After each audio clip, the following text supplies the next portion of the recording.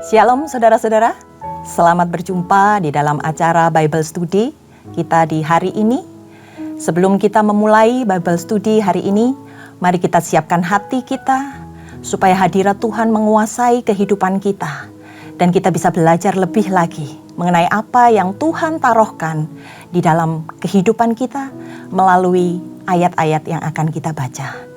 Mari kita siapkan hati untuk menyembah Tuhan.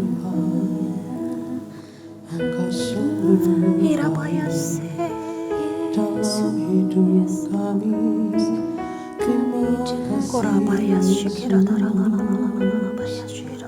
terima kasih Bapa.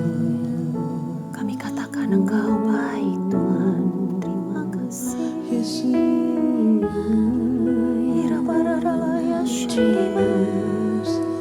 Kirana Basha, Kirana Pataka,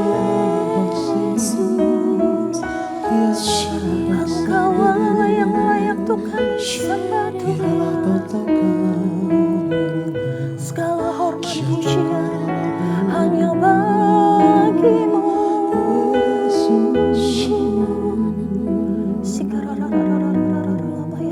Engkau hadir Tuhan, Engkau hadir Tuhan. Yes, terima kasih Tuhan. Tuhan, Kau sempurna dalam rencana-Mu dan karya-Mu. Ku serahkan hidupku, murnikan dengan Roh-Mu. Tuhan, Kau sempurna dalam rencana-Mu dan karya-Mu. Ku serahkan hidupku, murnikan dengan Roh-Mu. Hidupku menggenapi firman-Mu, tanda mujizat sertai tiap langkahku. Kau bersamaku, di dalamku, jadi bukti kebesaran-Mu.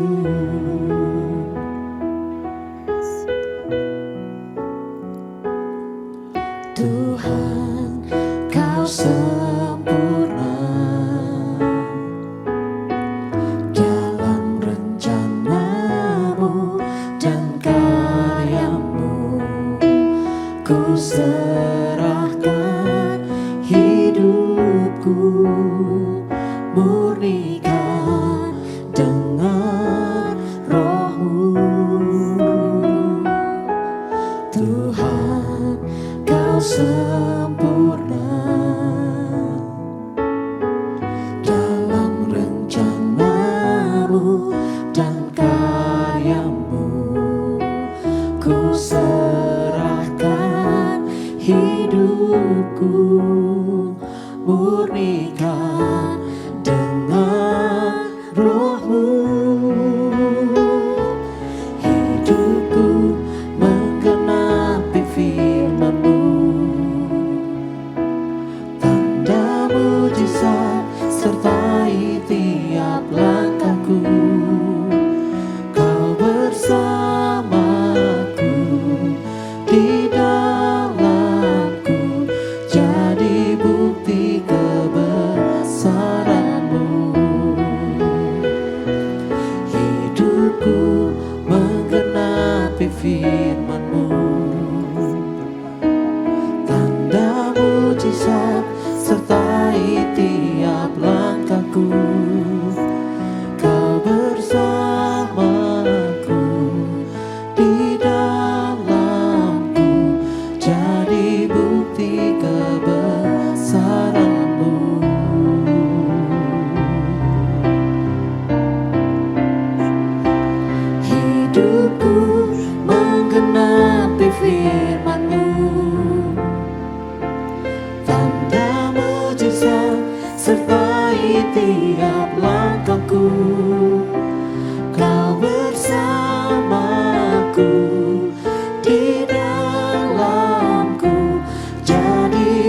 bukti kebesaran-Mu. Kau bersamaku, di dalamku, jadi bukti kebesaran-Mu. Kau bersamaku, di dalamku, jadi bukti kebesaran-Mu. Kaulah Tuhan yang jadi kekuatan kami, sebab Kau besar, perbuatan-Mu ajaib bagi setiap kami.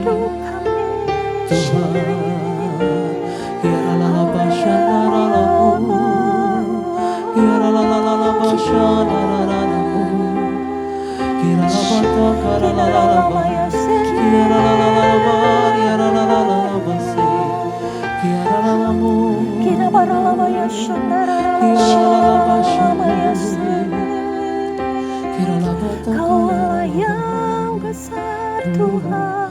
kami memuji kebesaran-Mu. Kau hadir dalam hidup kami. Ajaib Tuhan, Ajaib Tuhan. ajaib Tuhan. Kami memuji kebesaran-Mu.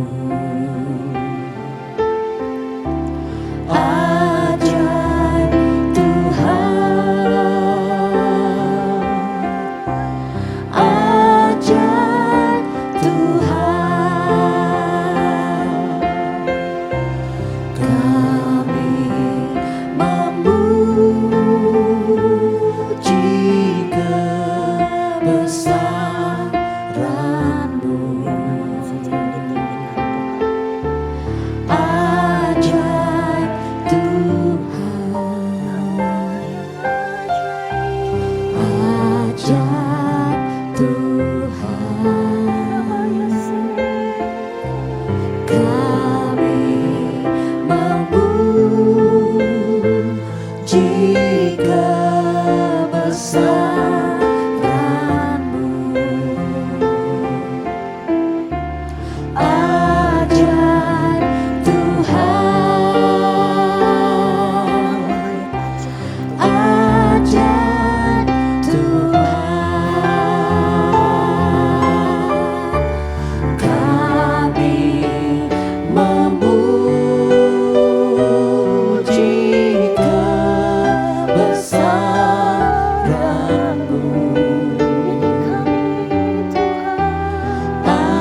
Ajaib Tuhan,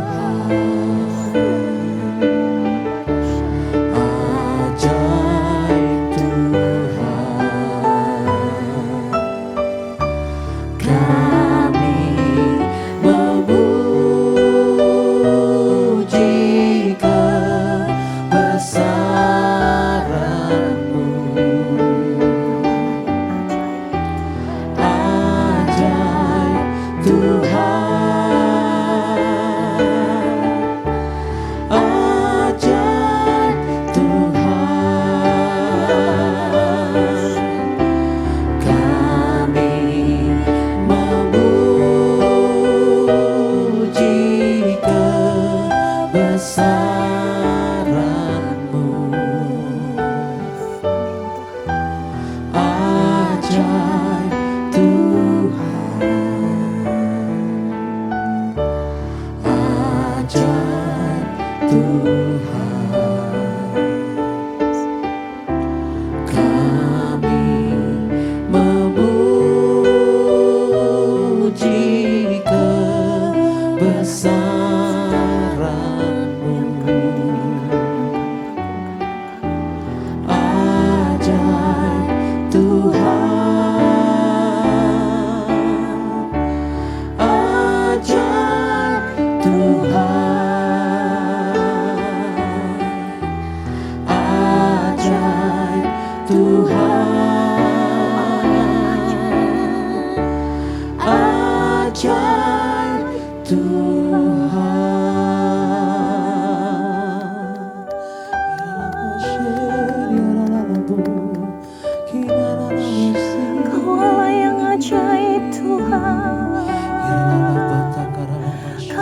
tinggikan namamu.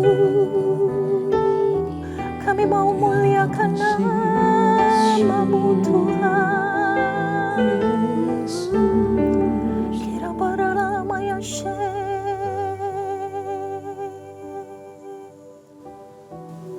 Terima kasih Tuhan buat segala kebaikan-Mu yang Kau nyatakan di dalam kehidupan kami. Kami rasakan kebesaran kuasa-Mu senantiasa mengikuti jalan hidup kami. Kami saksikan betapa Engkau Allah yang ajaib Tuhan. Engkau Allah yang senantiasa menyertai kehidupan kami. Engkau Allah yang senantiasa menggandeng kehidupan kami ya Bapa. Dan Engkau menyiapkan segala yang terbaik bagi setiap kami.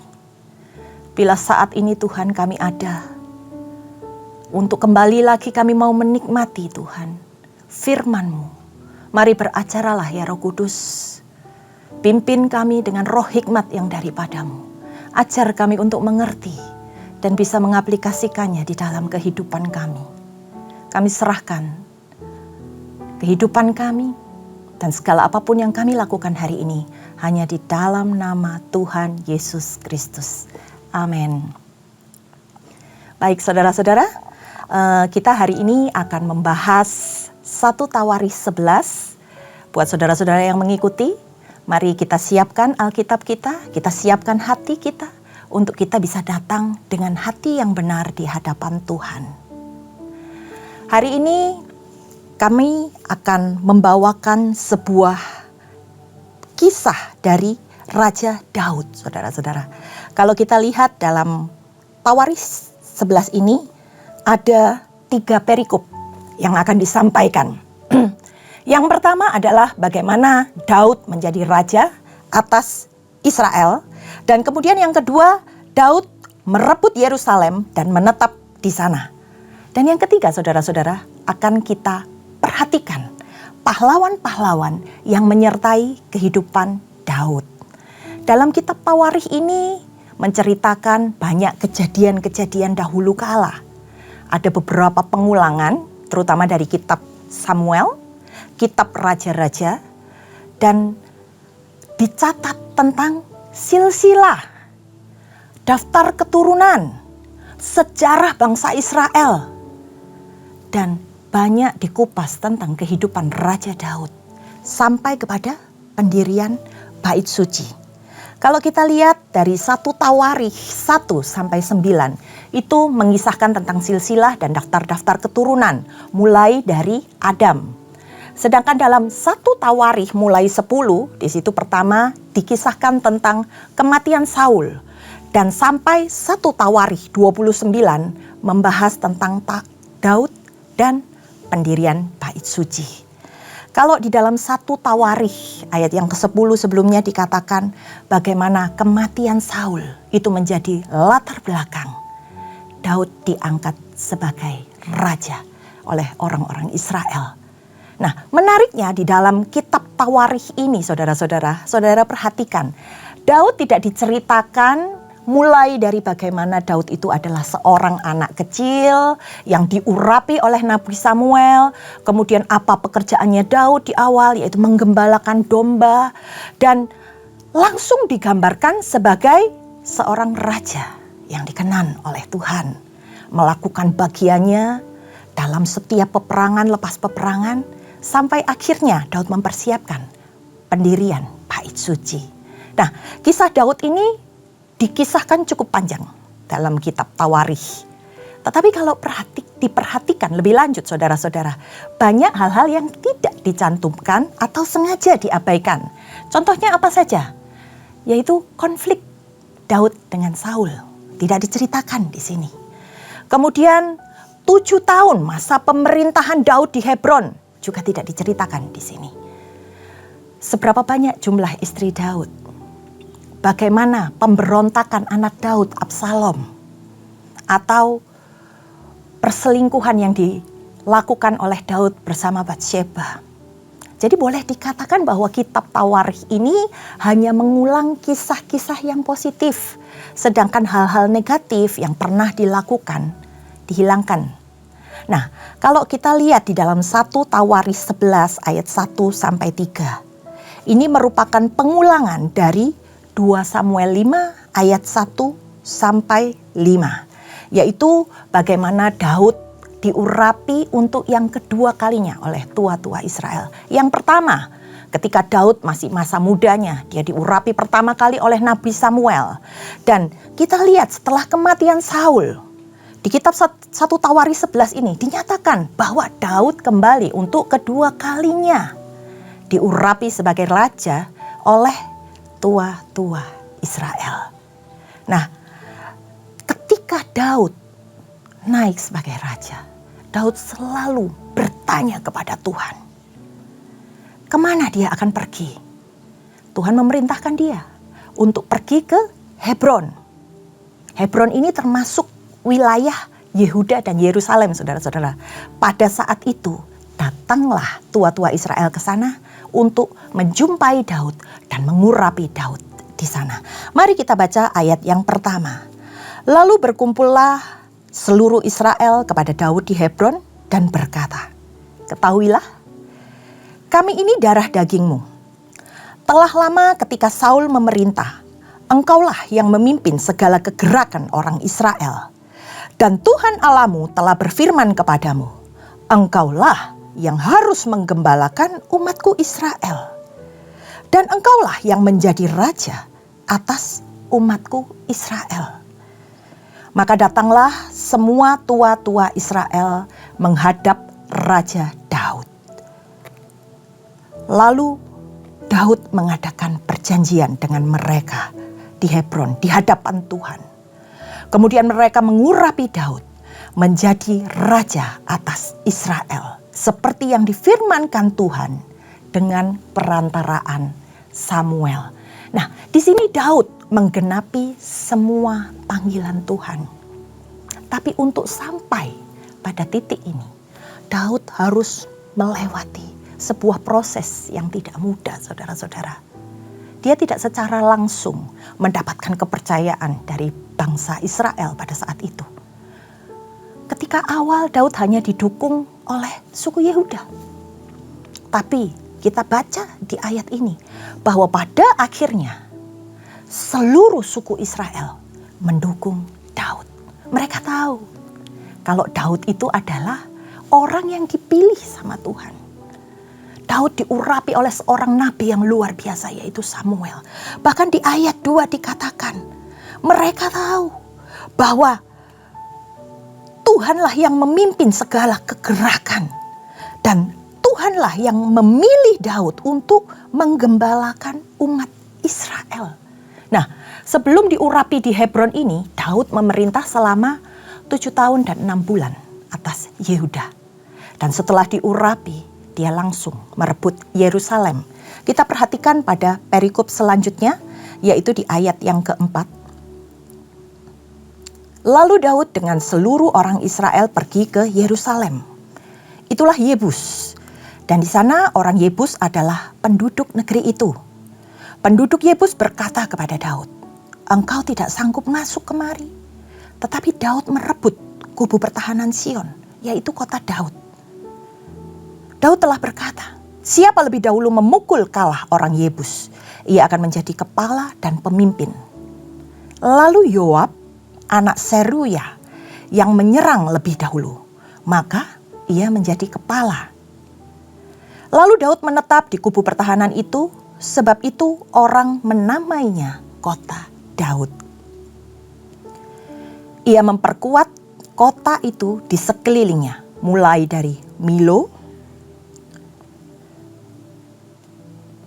dan sekelilingnya seluruhnya, sedang Yoab membangun kembali selebihnya dari kota itu. Lalu makin lama, makin besarlah kuasa Daud, sebab Tuhan semesta alam menyertainya. Saudara-saudara, setelah diurapi menjadi raja untuk yang kedua kalinya, Daud mulai melakukan peperangan demi peperangan lagi untuk merebut Yerusalem. Yang waktu itu dikatakan diduduki oleh orang-orang Yebus. Siapa orang-orang Yebus ini? Orang-orang Yebus itu adalah orang-orang Kanaan yang pada waktu itu tidak ditumpas. oleh Bani Yehuda dan Bani Benyamin pada zaman Yosua dan hakim-hakim. Nah, di sini juga dikatakan, disebut nama Yoab anak Seruya. Siapa Yoab itu? Yoab itu adalah keponakannya Daud. Yoab ini merupakan anak dari Seruya, saudara perempuan Daud. Nah, selain Yoab, nanti ada nama-nama yang lain yang merupakan keluarga Daud, yang menyertai Daud di dalam setiap peperangannya. Dari sana kekuasaan Daud semakin besar dan Daud memperkokoh kerajaan Israel pada waktu itu. Kita lihat di perikop berikutnya. Di situ membahas tentang pahlawan Daud. Di sini kita melihat nama-nama. Kalau di dalam bahasa Inggris dikatakan David's Mighty Warrior. Mari kita baca di dalam ayat yang ke-10 sampai ke-14. Dan inilah kepala para pahlawan yang mengiringi Daud, yang telah memberi dukungan yang kuat kepadanya, bersama-sama seluruh Israel dalam mencapai kedudukan raja dan mengangkat dia sebagai raja seperti yang difirmankan Tuhan mengenai Israel. Inilah daftar para pahlawan yang mengiringi Daud. Yasobam bin Hakmoni, kepala Triwira, ia mengayunkan tombaknya melawan 300 orang yang tertikam mati dalam satu pertempuran. Dan sesudah itu Eleasar anak Dodo, orang Ahohi itu, ia termasuk ketiga pahlawan itu. Ia ada bersama-sama dengan Daud di Padamim ketika orang Filistin berkumpul di sana untuk berperang. Ada sebidang tanah ladang penuh jelai di sana. Ketika tentara melarikan diri dari hadapan orang Filistin, maka berdirilah mereka di tengah-tengah ladang itu. Mereka dapat mempertahankannya dan memukul kalah orang Filistin. Demikianlah diberikan Tuhan kemenangan yang besar. Saudara-saudara, Daud itu tidak bekerja sendiri.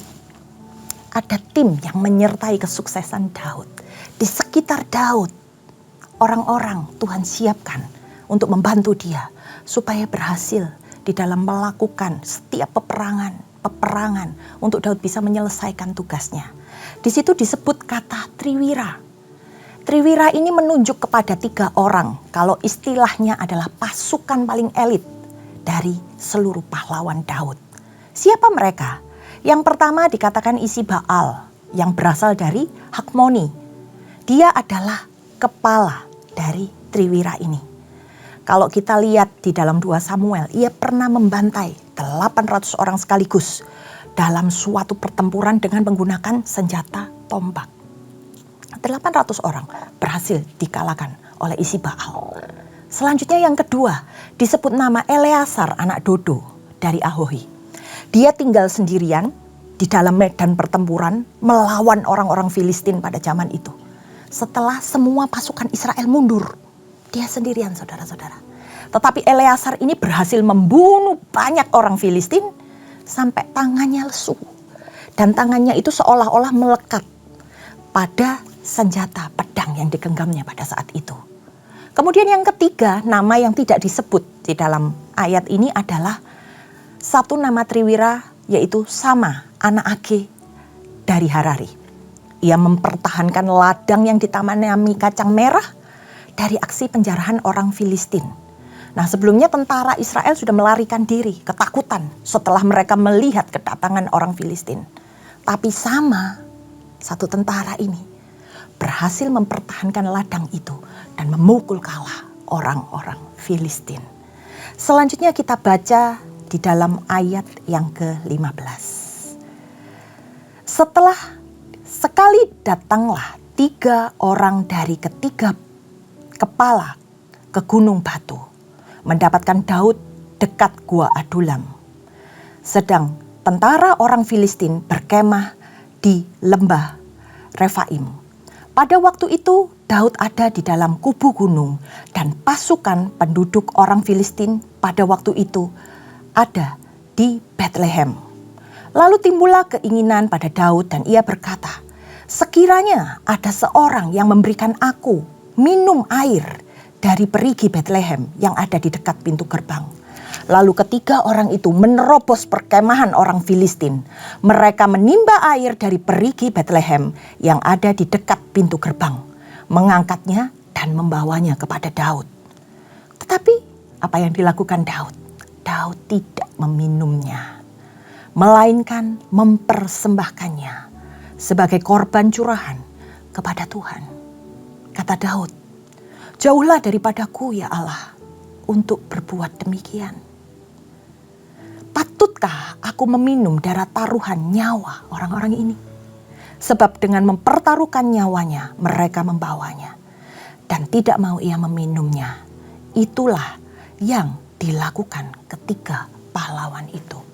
Dari sini kita melihat keistimewaan Raja Daud. Dia sangat menghargai orang-orang yang menyertai dia. Bagaimana Raja Daud menyadari pengorbanan dari orang-orang yang luar biasa ini. Mereka rela mengorbankan nyawanya sekalipun demi Raja Daud. Selanjutnya kita baca di ayat yang ke-20. Abisai adik Yoab, dialah kepala ke-30 orang itu. Dan dialah yang mengayunkan tombaknya melawan 300 orang yang mati ditikannya. Ia mendapat nama di antara ke-30 orang itu. Di antara ke-30 orang itu, ia paling dihormati. Memang ia menjadi pemimpin mereka, tetapi ia tidak dapat menyamai Triwira itu. Nah, mereka ini dipakai oleh Allah, saudara-saudara. Kalau kita melihat bagaimana Abisai, adik dari Yoab, dia merupakan kepala. Mereka ini dipakai oleh Tuhan untuk menyertai perjalanan Daud. Di ayat yang ke-22, selanjutnya ada satu nama lagi, saudara-saudara. Benaya bin Yoyada, anak seorang yang gagah perkasa, yang besar jasanya, yang berasal dari Kaseel. Ia menewaskan kedua pahlawan besar dari Moab. Ia juga pernah turun ke dalam lubang membunuh seekor singa pada suatu hari bersalju. Pula ia membunuh seorang Mesir, seorang yang tinggi perawakannya, 5 hasta tingginya. Di tangan orang Mesir itu ada tombak seperti pesa tukang tenun. Tetapi ia mendatanginya dengan tongkat, merampas tombak itu dari tangan orang Mesir itu, lalu membunuh orang itu dengan tombaknya sendiri. Itulah yang diperbuat Benaya bin Yoyada. Ia mendapat nama di antara ke-30 pahlawan itu. Sesungguhnya di antara ke-30 orang itu, ia paling dihormati. Tetapi ia tidak dapat menyamai Triwira.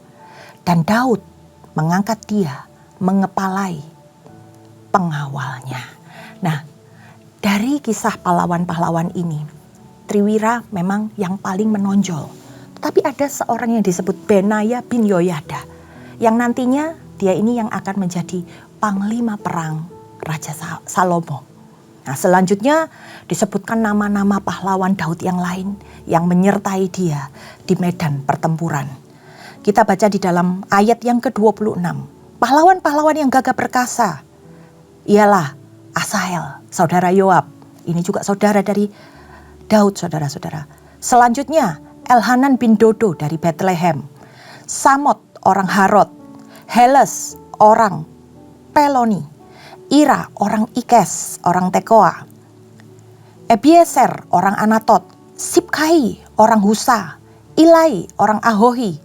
Maharai orang Nefota, Helet bin Baana orang Nefova, Itai bin Ribal dan Gibea orang Benyamin, Benaya orang Piraton, Hurai dari lembah Gaas, Abiel orang Betraba, Asmawet orang Bahurim, Elibaha orang Saalbon, Hashem orang Gison, Yonatan bin Sage orang Harari, Ahiam bin Sakar orang Harari, Elifal bin Ur, Herifer orang Mekhartari, Ahia orang Peloni, Hesro orang Karmel, Naarai bin Esbai, Yoel saudara Natan, Mibar bin Hagri, Selek orang Amon, Naharai orang Berot, pembawa senjata Yoab, anak Seruya, Ira orang Yetri, Gareb orang Yetri, Uria orang Het,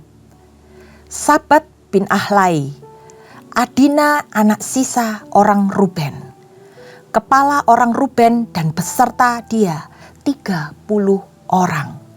Hanan bin Maka, Yosafat orang Mitni, Usia orang Asitarot, Syama dan Yeyel, anak Hotam orang Aror, Yediel bin Simri dan Yoha saudaranya orang Tisi, Eliel orang Mahawim, Yeribai dan Yosawiah, anak-anak El-Naam, Yitmi orang Moab, Eliel, Obed dan Yaasiel orang Mesobaya.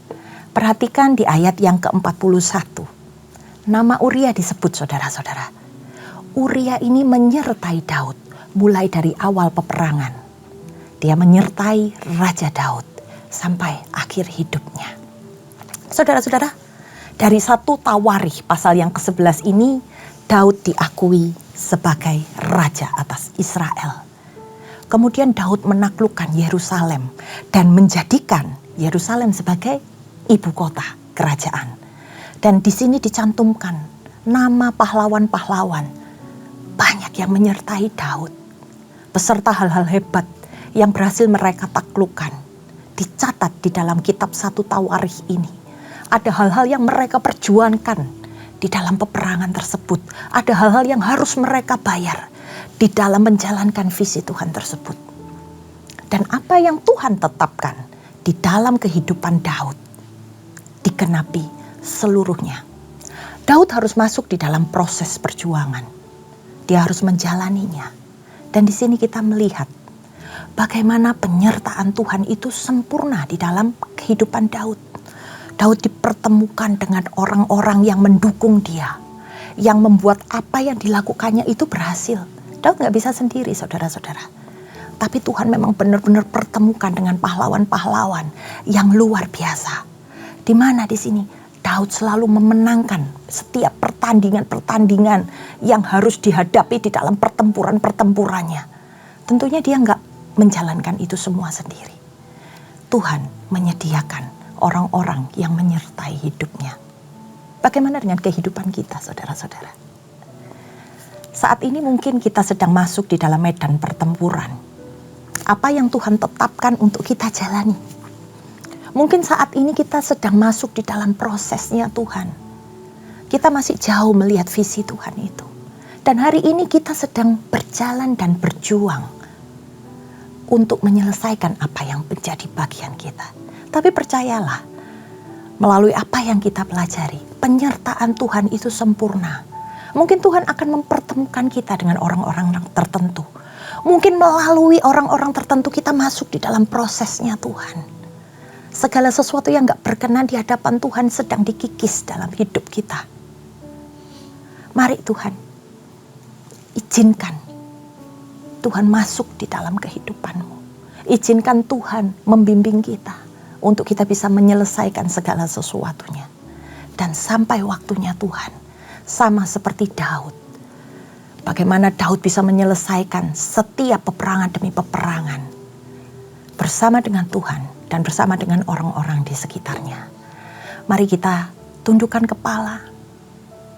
Kita lihat betapa Tuhan itu baik di dalam kehidupan kita. Bapa, kami bersyukur kalau kami boleh belajar Tuhan, melihat bagaimana Daud menjalankan setiap hal yang ada di hadapannya, berjuang untuk menyelesaikan peperangan di dalam hidupnya. Sama seperti kami hari ini Tuhan, ada proses yang harus kami lalui untuk kami bisa menjadi orang yang berkenan kepadamu, sama seperti Daud berkenan di hadapanmu. Kalau hari ini Tuhan, Engkau mempertemukan kami dengan orang-orang yang mungkin menajamkan kami Tuhan, menyakiti kami Tuhan. Kami percaya melalui ini semua, kami akan timbul sebagai pemenang. Engkau yang mempertemukan kami dengan orang-orang yang dapat mendukung kami Tuhan, yang dapat membantu kami untuk menyelesaikan bagian kami masing-masing. Kami mau serahkan lebih lagi Tuhan, kehidupan kami di dalam Engkau. Dan kami percaya, jika kami berserta Tuhan, tidak ada satupun yang dapat menggagalkan rencana Tuhan dalam kehidupan kami. Materaikan setiap firman-Mu di dalam hati kami, dan izinkan kami menjadi pribadi yang berkenan di hadapan-Mu. Dalam nama Tuhan Yesus, setiap yang percaya katakan amin. Tuhan Yesus memberkati.